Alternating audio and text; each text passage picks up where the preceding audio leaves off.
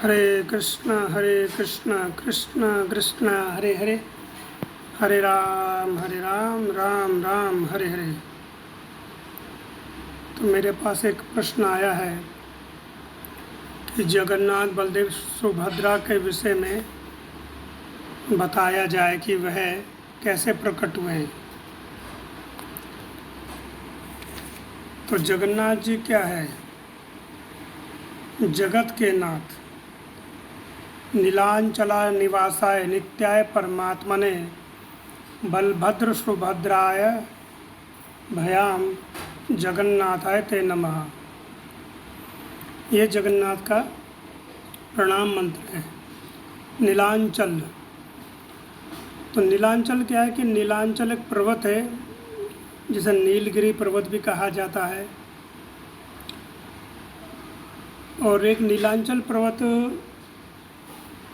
है असम में, जहाँ माँ कामाख्या का मंदिर स्थापित है। तो नीलांचल पर्वत यह उत्कल देश की सीमा में पड़ता है। उत्कल देश की जो सीमा है उसमें है। तो यहाँ पर अगर इसको हम देखें, स्कंद पुराण में इसका विस्तार से वर्णन है कि स्कंद पुराण में बताया गया है एक पर्वत श्रृंखला है, नीलगिरी पर्वत, जिसे नीलांचल पर्वत भी कहा जाता है। तथा पुराणों में इसको उत्कल देश बोला गया है। प्राचीन समय में हमारे जो देश है भारतवर्ष, इसके अलग अलग देश होते थे, यानी अलग अलग सीमाओं को अलग अलग देश बोला जाता था। जैसे मध्य प्रदेश को मालवा देश बोला गया है, या उज्जैन बोला गया है।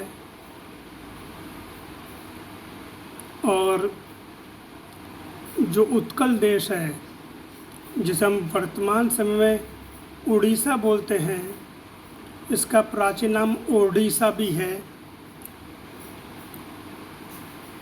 तो इसमें क्या है कि इसके अलग अलग समय के साथ साथ नाम बदलते गए।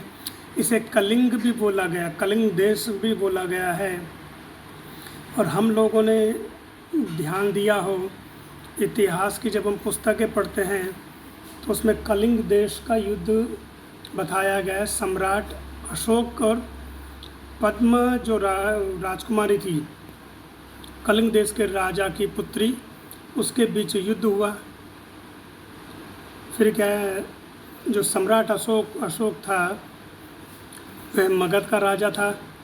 विस्तार नीति से वह पूरे भारत में अपना राज्य स्थापित कर रहा था। तो जो चंद्रगुप्त थे, चंद्रगुप्त मौर्य, चंद्रगुप्त ने भी कलिंग देश पर युद्ध किया था, चढ़ाई करी थी, तो वह हार गया था। और उसका ही प्रतिशोध लेने के लिए अशोक ने युद्ध किया था। तो इसे कलिंग देश भी बोला गया। पर पुराणों में इसका नाम क्या है?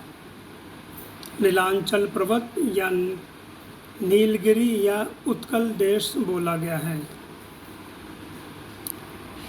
तो यहाँ एक वन है, उस वन में एक शबर जाति रहती थी। विश्ववसु उसका नाम था। और वह भगवान नील माधव की सेवा करा करता था। वह वन में जाता था,